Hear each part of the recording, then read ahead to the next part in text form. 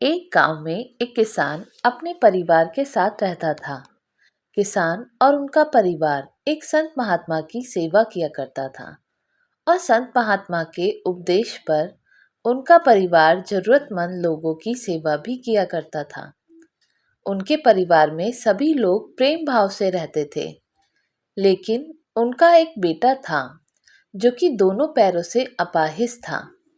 सेवा करते करते बरसों बीत गए।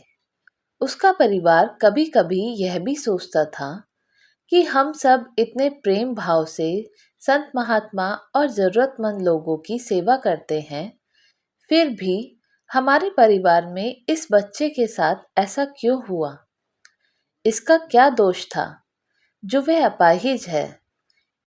एक दिन की बात है, जब संत महात्मा का सत्संग चल रहा था। हजारों लाखों श्रद्धालु उस सत्संग में बैठे हुए थे। संत महात्मा ने अपने प्रवचन पूरा करने के बाद कहा कि इस पूरे प्रवचन के विषय में अभी भी किसी के मन में कोई शंका हो तो वे बताएं।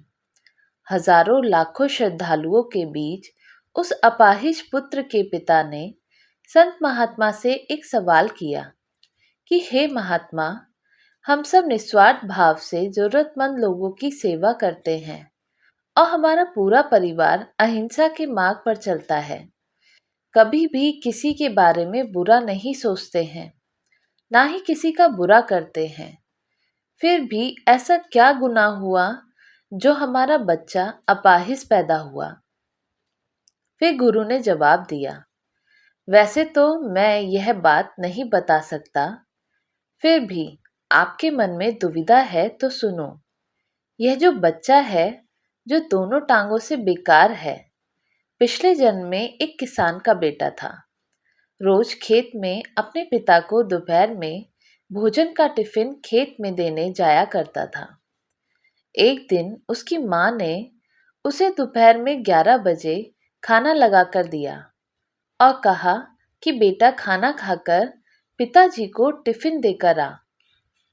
इसकी माँ ने खाना परोसकर थाली में रखा कि इतने में उसके किसी दोस्त ने आवाज लगाई तो यह खाना छोड़कर अपने दोस्त से बात करने बाहर चला गया। इतने में ही एक कुत्ता घर में घुस आया और उसने थाली में मुंह डाला और रोटी खाने लगा। लड़का जैसे ही घर में वापस आया और कुत्ते को थाली में मुंह डालता हुआ देखकर पास ही में एक लोहे का बड़ा सा डंडा पड़ा हुआ था। उसने यह भी नहीं सोचा कि खाना तो झूठा हो चुका है।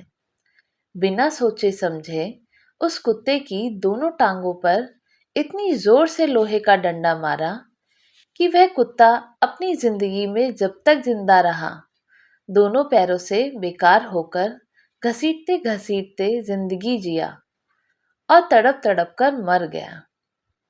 यह उसी कुत्ते की बद्दुआ का फल है जो इस जन्म में यह दोनों टांगों से अपाहिज पैदा हुआ है।